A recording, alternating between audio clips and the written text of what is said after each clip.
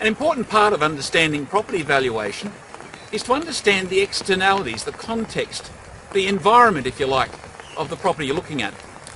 We're looking at a property behind us, which is a fairly typical suburban property. In most occasions, this property would be considered to be one of the more desirable locations in Sydney. As you go to do your inspection, you may not notice anything unusual. For this particular property, this road, only a matter of about an hour or so ago, was actually underwater. And so our desirable water views, which we can now see in the background, weren't exactly what they are now.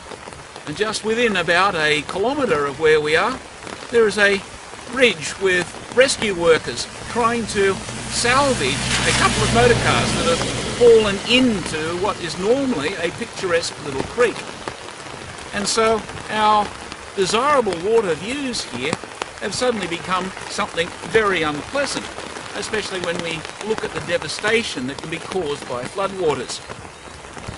Are the floodwaters going to really be a problem for the house that we were looking at a moment ago? Well, that's something which is actually quite difficult to ascertain.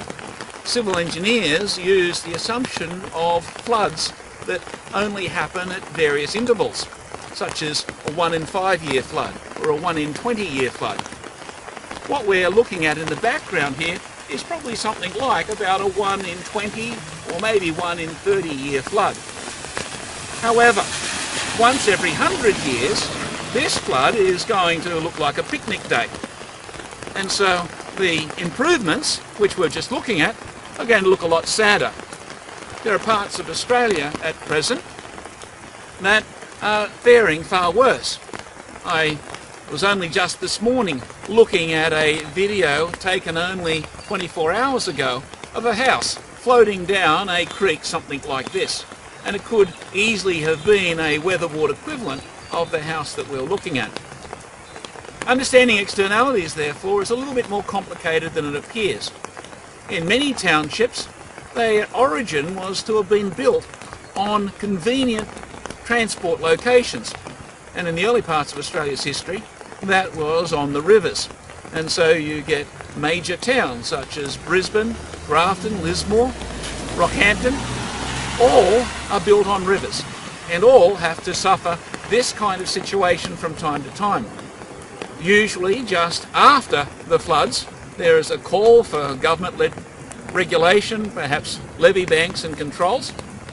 But when we look at the effect on value, we find something considerably more complex, because these only happen once every lifetime or so. Is that often enough for real estate values really to change? Well, oddly enough, sometimes the values will fall immediately after. Maybe they'll stay depressed for a year or two. But usually after 5 or 10 years, they're back to where they were before.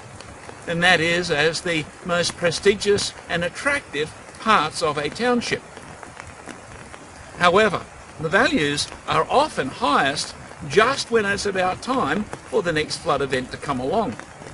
And so it means that from the property valuer's point of view, we first of all have to be aware of what flood issues might be a problem, but also to have a sober awareness to be able to calculate exactly what that's going to do to values. Because if we're valuing something just after an event like this, we might be inclined to take a lead from the media who's telling us how dreadful it is, or if we're willing to wait for a couple of years, we'll find that it's going back to the premium property in town.